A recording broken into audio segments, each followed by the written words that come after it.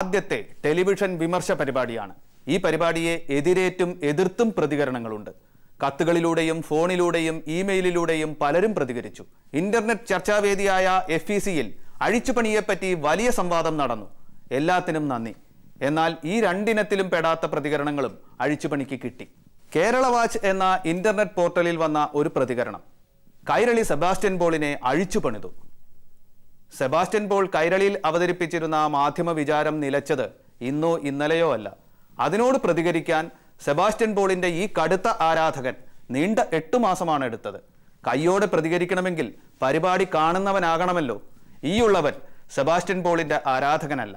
മാധ്യമ പ്രവർത്തനത്തിൽ മുതൽ മാധ്യമ നിരൂപണത്തിൽ വരെ അദ്ദേഹത്തെ പോലുള്ളവരുടെ ഏകലവ്യ ശിഷ്യനാണ് താനും. അതുകൊണ്ട് ഇത്തരം കപട ആരാധകരിൽ നിന്ന് സെബാസ്റ്റ്യൻ പോളിന് അഴിച്ചുപണി സംരക്ഷണം നേരുന്നു. അഴിച്ചുപണിയെപ്പറ്റി കഴിഞ്ഞയാഴ്ച പ്രചരിച്ച ഒരു SMS ജോക്ക് ഇങ്ങനെ: ഇത് അഴിച്ചുപണിയല്ല, ഒഴിച്ചുപണിയാണ്. കൈരളി ഒഴിച്ച് എല്ലാവർക്കും പണി കൊടുക്കുന്നത്. പോരെ, ക്ഷീരമുള്ളോരകിടിൻ ചുവട്ടിലും ചോര തന്നെ കൊതുകിന് കൗതുകം. മറ്റൊന്ന്, അഴിച്ചുപണിയുന്ന എക്സിക്യൂട്ടീവ് എഡിറ്റർ സ്വന്തം വാർത്ത കാണാത്തത് ഭാഗ്യം. നാടോടി കഥയിലെ കുരങ്ങന് കിട്ടിയ രത്നക്കല്ലിനോട് കവി പറഞ്ഞതാണ് SMS ശരവേറ്റ അഴിച്ചുപണിയോട് ഈയുള്ളവനും പറയാനുള്ളത്.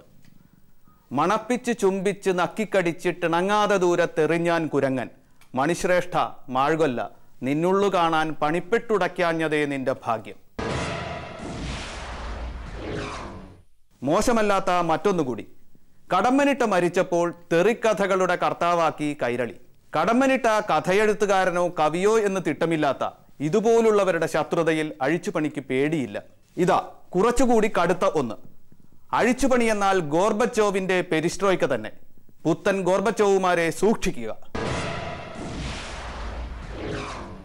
അതേ ഇനത്തിലെ മറ്റൊന്ന്: മലപ്പുറം സമ്മേളനത്തിൽ ഷാജഹാന്റെ ശബ്ദമായി മാറിയ ഇന്ത്യ വിഷനിലെ സീനിയർ ജേർണലിസ്റ്റ് ഇന്ന് അഴിച്ചുപണിയാനിറങ്ങുമ്പോൾ ഓർക്കുക, ഓർമ്മകൾ ഉണ്ടായിരിക്കണം. കേരളത്തിൽ കടും ചുവപ്പ് ചായം തേച്ചാൽ ഏത് കൊടും നീലച്ചരക്കും വിറ്റുപോകും.